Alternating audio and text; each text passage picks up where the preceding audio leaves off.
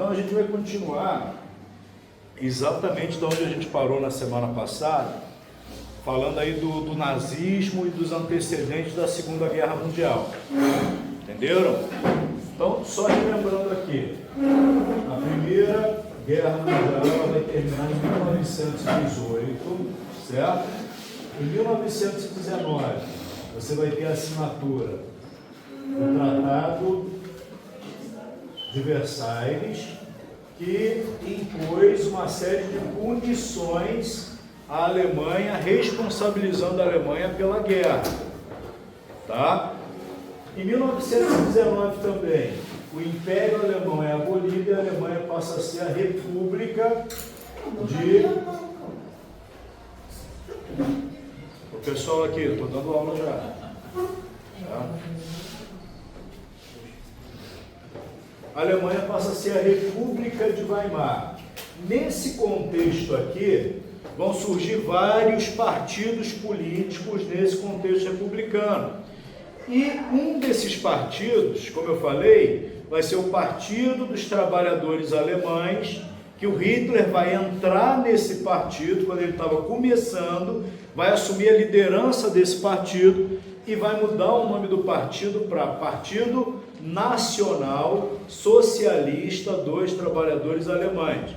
Aí a palavra nacional socialista deu origem à abreviatura nazista. Tá? Nazista é a abreviação de Nacional Socialista, que era o nome do partido, Partido Nacional Socialista dos Trabalhadores Alemães. Em 1923, eu estive falando isso para vocês, a Alemanha vai passar uma crise grave porque ela não pagou a indenização devida à França e a França invadiu parte do território alemão, uma região industrial, para arrecadar aquela indenização de guerra. Isso gera uma crise gravíssima na Alemanha e em 23 os nazistas vão tentar dar um golpe de Estado que ficou conhecido como Putsch da cervejaria. Essa tentativa de tomada do poder em Munique violenta vai ser abortada pelo exército, vai dar errado, Hitler vai ser preso.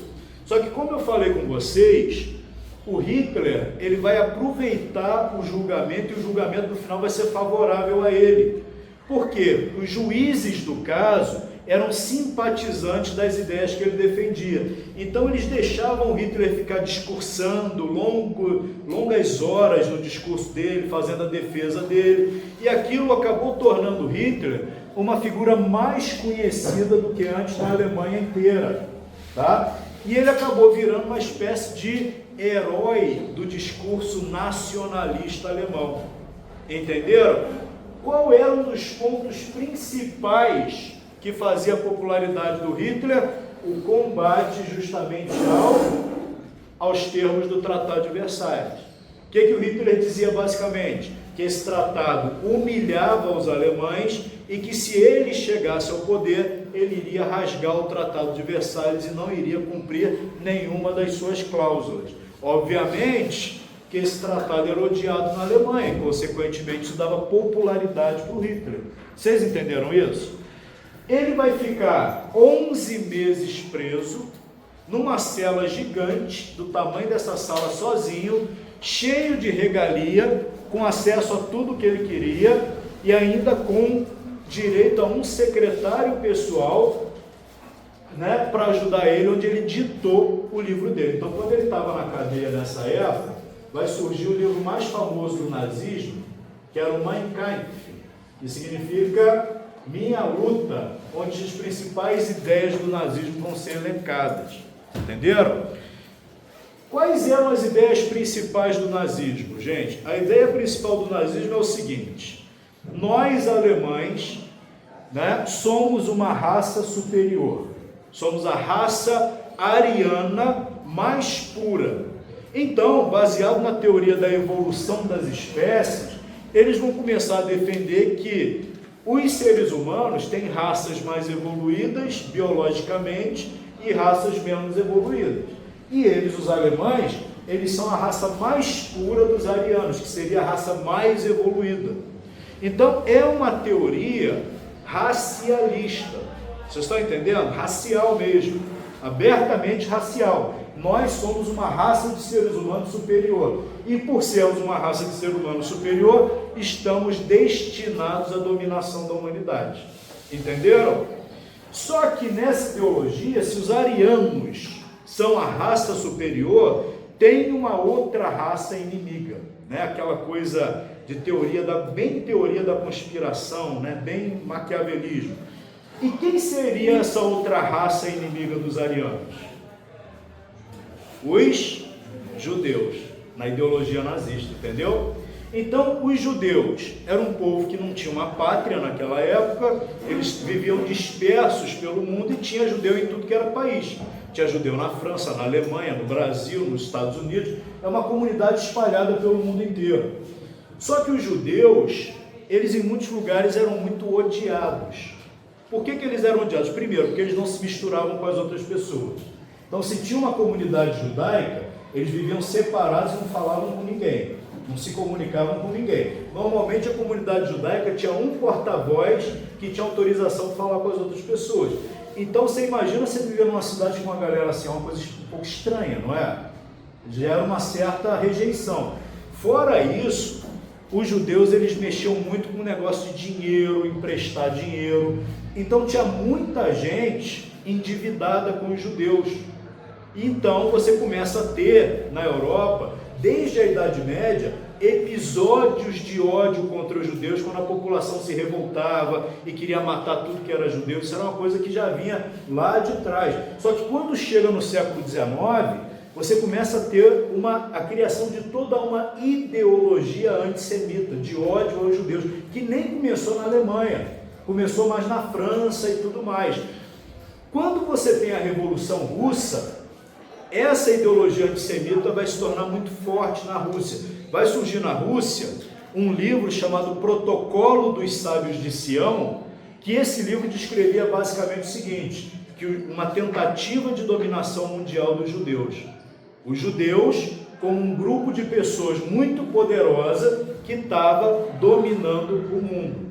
E o nazismo, Hitler, ele vai absorver toda essa cultura antissemita e levar ela ao extremo. Então ele vai dizer basicamente o seguinte, aqui na Alemanha, nós somos a raça pura, a raça perfeita, a raça destinada à dominação. E por que nós não estamos dominando? Porque aqui dentro da Alemanha tem uma outra raça que está nos destruindo, que é a raça dos judeus. Entenderam isso?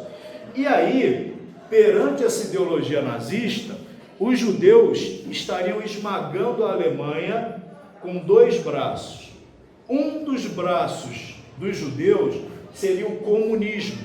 Na ideologia nazista, o comunismo, ele é um movimento judaico de tentativa de dominação mundial. Baseado em que os nazistas diziam que os judeus, que o comunismo era um movimento judaico? Existe um fator real que é o seguinte, o Partido Bolchevique, que depois virou o Partido Comunista da Rússia, que fez a Revolução, ele tinha uma participação muito alta de judeus dentro do partido. Então, por exemplo, o primeiro governo comunista, depois da Revolução, ele tinha 13 membros, era o Politburo. Desses 13 membros, 7 eram judeus. Era uma porcentagem muito alta em comparação com o percentual de população judaica. Quando a gente falou da Revolução Russa, a gente falou do Trotsky. Trotsky era judeu. Zinoviev era judeu. O próprio Lenin, que foi o chefe da Revolução Russa, ele não era judeu, mas ele tinha um avô que era judeu. Tá? Então, isso significa que o comunismo era uma tentativa judaica de dominação? Não. Existe uma explicação para isso. Que os judeus na Rússia eram muito marginalizados e, por conta disso, o movimento revolucionário teve uma participação muito intensa de judeus. Isso é fato. Mas daí você criar uma teoria da conspiração de dizer que o comunismo é uma tentativa dos judeus de dominar o mundo, é um salto. Mas na ideologia nazista eles acreditavam nisso. Então, os judeus estavam atacando a Alemanha com o comunismo por um lado, era um dos braços. E do outro lado, a ideologia nazista vai dizer o seguinte, os judeus também dominam o capitalismo. Eles dominam o comunismo e dominam o capitalismo. Como é que eles dominam o capitalismo? Aí eles vão dizer, os maiores banqueiros do mundo são judeus, quem domina as finanças internacionais são judeus. Se você for no centro do capitalismo internacional, Nova York, Wall Street, os maiores banqueiros de lá são judeus, e são mesmo. Então, a ideologia nazista dizia, a Alemanha, essa raça perfeita, está sendo esmagada pelos judeus. De um lado, os comunistas estão atacando a Alemanha. E do outro lado, a Alemanha está toda endividada com os países ocidentais, na verdade está endividada com os banqueiros judeus. Entenderam toda a teoria da conspiração? É uma coisa assim, aquela coisa bem, a luta do bem contra o mal, né? Então nós somos a raça perfeita, o bem, e existe uma raça maléfica que está aqui dentro, que está nos destruindo, que é a raça dos judeus. Entenderam por que tanto ódio aos judeus que eles disseminaram? É por causa dessa ideologia.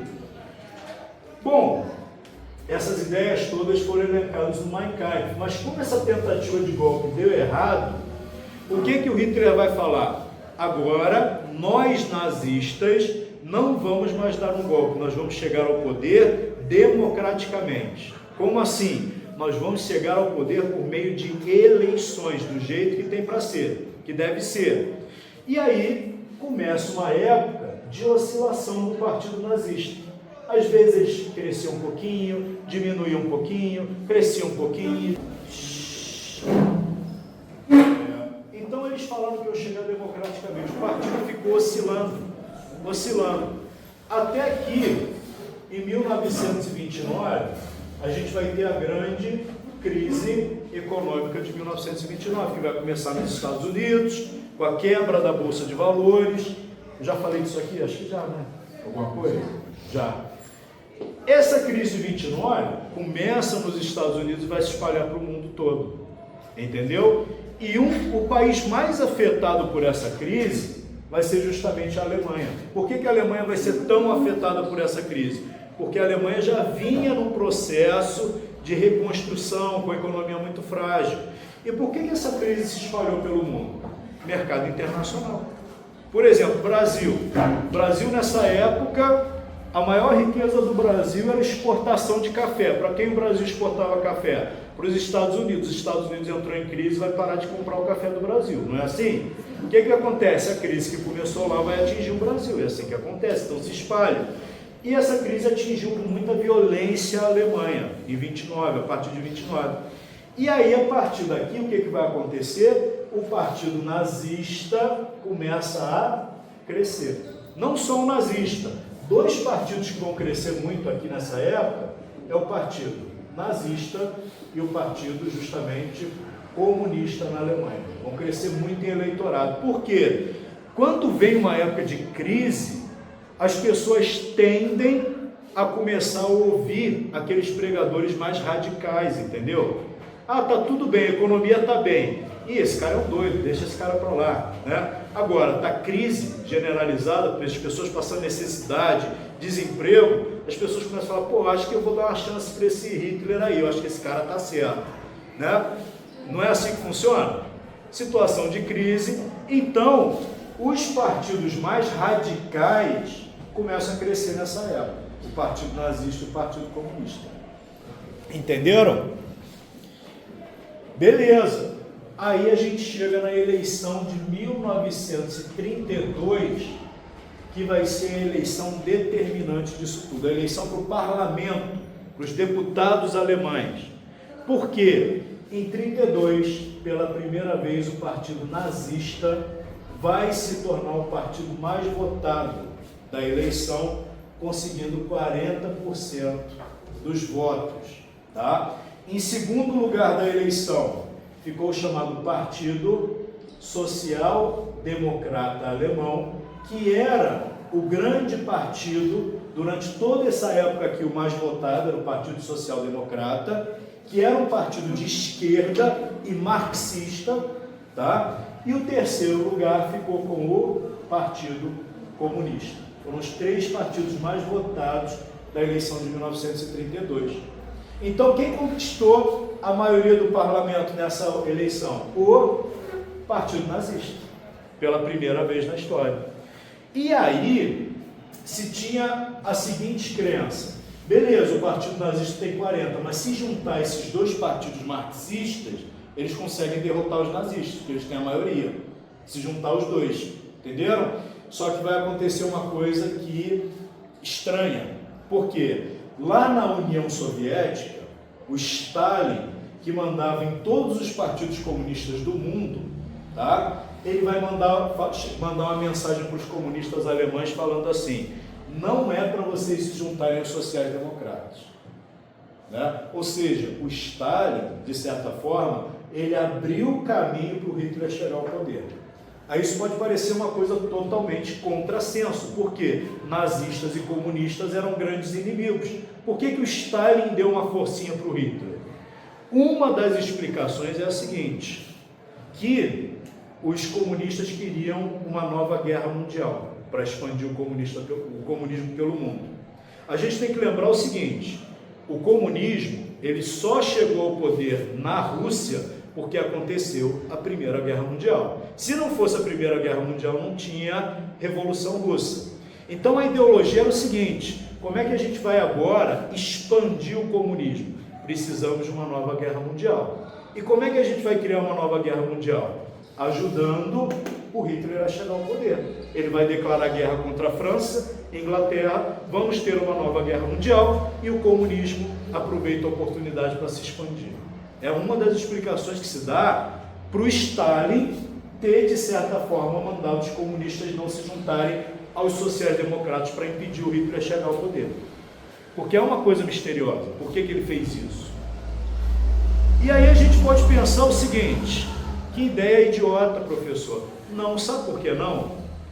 Antes da Segunda Guerra Mundial, tinha um país comunista, a União Soviética. Quando termina a Segunda Guerra Mundial, né, você tem um bloco de países comunistas. Todo o leste europeu se torna comunista. Então, se a gente for pensar por essa lógica, a Segunda Guerra contribuiu para o avanço do comunismo. Por quê? Polônia, Tchecoslováquia, Iugoslávia, Romênia, Bulgária, né? Letônia, Lituânia, Estônia, Hungria, todos esses países viraram comunistas depois da Segunda Guerra Mundial. E não eram, entendeu? Por que isso é tão estranho? Porque nessa época aqui, o Partido Nazista, gente, e o Partido Comunista, eles eram assim grandes inimigos, mas inimigos mortais. Inimigos assim, de cada partido ter a sua tropa, entendeu? E assim, quebrarem o pau na rua de morrer gente. Era assim que eram as disputas entre nazistas e comunistas. E muita gente de bem, inclusive, começou a apoiar os nazistas, porque falavam assim: cara, os únicos caras capazes de segurar os comunistas são os nazistas. Porque eles vão para a briga, quebram o pau, né? Metem porrada, tiram porrada e bomba e seguram os comunistas.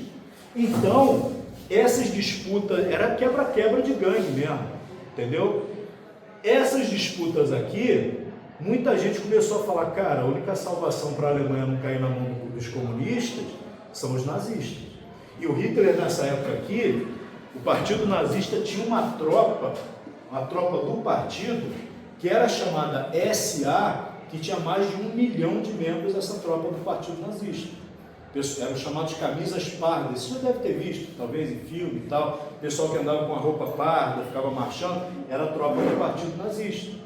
Então tudo isso contribuiu para o clima dessa eleição aqui. Beleza, o que aconteceu em 32? Eleição para o parlamento, os nazistas conseguiram a maioria. Mas e a eleição para presidente, como é que foi? Na eleição para presidente, o Hitler não ganhou a eleição. Ele perdeu a eleição para o Marechal Hindenburg, que era um coroa de mais de 80 anos, que ele era um grande herói da Primeira Guerra Mundial. Então ele perdeu a eleição para presidente. Só que na Alemanha, eles têm um sistema de governo que você tem o presidente e você tem a figura de quem governa mesmo, que é o chamado chanceler, que ele é convocado pelo presidente. Então, como os nazistas tinham a maioria do parlamento, o Hindenburg começa a ter uma pressão. Ah, você tem que convocar o Hitler para ser chanceler, você tem que convocar o Hitler para ser chanceler, porque ele controla o parlamento, a gente precisa dos votos dele no parlamento, tem que chamar. Só que o Hindenburg, ele não gostava do Hitler, ele tinha preconceito com o Hitler. Ele falava, esse cabo aí, que ele era marechal, falava, vamos chamar esse cabo é desqualificado. Mas os políticos falaram tanto na cabeça do velho, que ele acabou aceitando nomear o Hitler chanceler da Alemanha em janeiro de 1933. Aí começa toda a história do nazismo no poder, em janeiro de 1933. Aí o Hitler, que era muito hábil, ele aceitou e foi feito um ministério misto, ou seja, os ministros, tinha 5 ministros nazistas e os outros ministros eram de outros partidos, era um ministério misto. E aí o Hitler, que era muito sagaz na política, o que ele começou a fazer? Mesmo o Hindenburg não gostando dele, ele estava sempre associando a imagem dele como um fiel apoiador do Hindenburg, e o Hindenburg estava muito velho. O que aconteceu? Em 1934, o Hindenburg morreu e o Hitler conseguiu juntar o cargo de presidente com chanceler. Ele assumiu os 2 cargos e passou a ser chamado de Führer, o líder da Alemanha, em 1934. E aí, a partir dessa época, ele era efetivamente o chefe máximo da Alemanha e começou a ditar os rumos da Alemanha. E quais eram os rumos que o Hitler começou a ditar para a Alemanha a partir de 1934? Nós vamos preparar a Alemanha para a guerra. Entenderam? E em 5 anos, de 1934 a 1939, ele se dedicou a preparar a Alemanha para uma nova guerra. Entenderam? Antes disso, faltou falar, quando o Hitler foi nomeado chanceler, aconteceu uma coisa assim bem grave na Alemanha, que o parlamento alemão, o Reichstag, foi incendiado, tacaram fogo no parlamento. E aí o Hitler, ele aproveitou isso para incriminar os comunistas, não foram os comunistas, mas ele usou isso para incriminar os comunistas, chegou para o Hindenburg, o presidente, e falou assim, a Alemanha está sob ameaça de um golpe comunista, precisamos decretar estado de sítio. E o presidente decretou estado de sítio. O que é estado de sítio, gente? Estado de sítio é quando um governo se diz, estou sob ameaça de um golpe, tenho que suspender os direitos fundamentais do cidadão. Então, quando é declarado estado de sítio, você perde os seus direitos de cidadão e o governo pode sair prendendo quem ele quiser. Você entendeu? É mais ou menos assim, estamos sob ameaça, não podemos respeitar todos os direitos. Então ele decretou estado de sítio e botou os nazistas na rua para sair pegando tudo que era inimigo dele e prendendo ou expulsando do país. E quem foi o primeiro alvo que ele destruiu na Alemanha, já em 1933, com a decretação do estado de sítio? Ele aniquilou o Partido Comunista. Acabou com o Partido Comunista. Entenderam? Acabou com o Partido Comunista. Fez os primeiros campos de concentração e enfiou os comunistas tudo em campos de concentração. Muitos comunistas fugiram. Para onde que eles fugiram? Qual era a pátria do comunismo? União Soviética. Só que sabe quando eles chegaram na União Soviética, o que Stalin fez com eles? Prendeu todos eles. Gente boa, né? Chegaram os comunistas da Alemanha e falaram, vou rapar fora do Hitler, vou para a União Soviética, a pátria do comunismo. Botaram o pé na União Soviética, Stalin mandou prender todo mundo. E sabe o que Stalin fez depois? Em 1939, a gente vai ver isso mais para frente, o Hitler e o Stalin fizeram um acordo entre si, um pacto de não agressão no início da Segunda Guerra. Aí o Stalin, para mostrar boa vontade com Hitler, que ele era amiguinho do Hitler, ele pegou aqueles comunistas alemães que ele tinha prendido e deu de presente para o Hitler. Toma aqui. Né? Você vê como é que funciona a cabeça de comunista. É assim.